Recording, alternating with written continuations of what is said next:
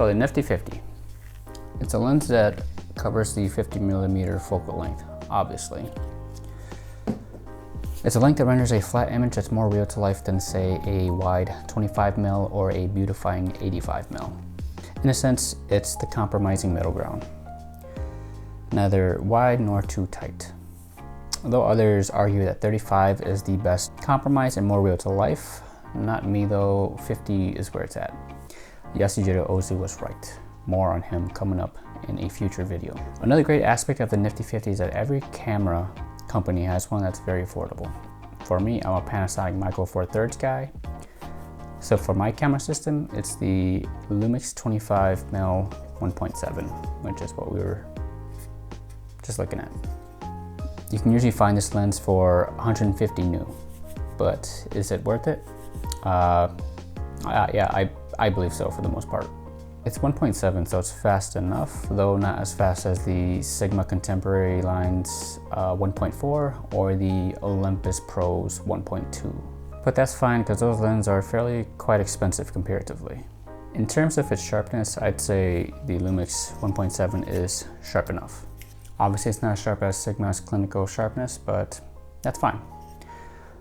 I mean, most people put on black pearl mist filters on their lenses just to take away some of the sharpness, which is always kind of weird in my opinion. And if you want a less sharp lens, you could have bought something cheaper. It's kind of weird. Putting a black pearl mist filter on your super sharp, expensive lens is like putting weights on your championship racehorse.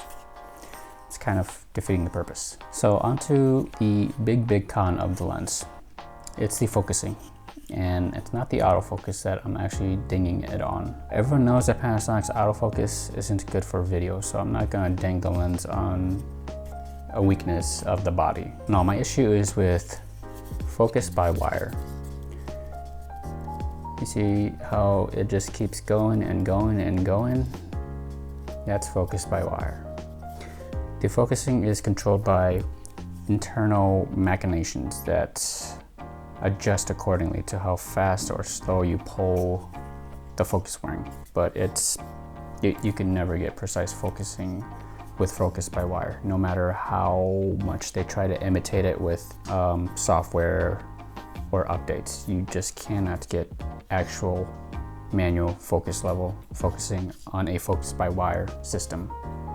It's not possible, no matter how much they try to say that they can imitate it. And for a future video where I explain why focus by wire is an atrocity, a crime to humanity, and affront to God. Anyway, in terms of the autofocus on the system, it's good for photos, which I don't really care much for. I'm a video guy. And for video, you know, for a Panasonic system, it's all right.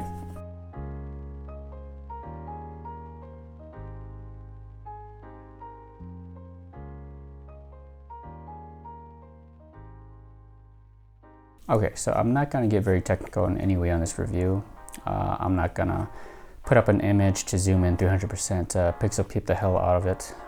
I'm a video guy anyway, and I do things based on how I feel. So based off how I feel, I'll score this guy. Sharpness, it's solid, 3.5. Build quality, I mean, it's built well, but it feels cheap. 2.5. Value, a 5, because this thing is hella affordable. Focusing, when I say focusing, I pretty much take all aspects of focusing into consideration. The autofocus and the focus ring, I just lump them together.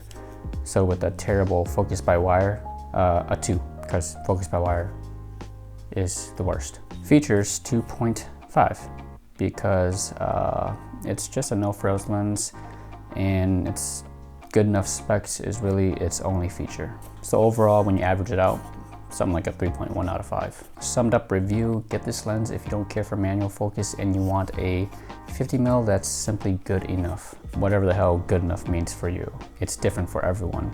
So it's basically up to you, and everything I've been saying is kind of pointless. It all means very little and you've been wasting your time.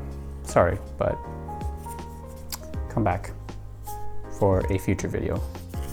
I'll do more lens reviews, and I'm also gonna get into movies, so look out for that.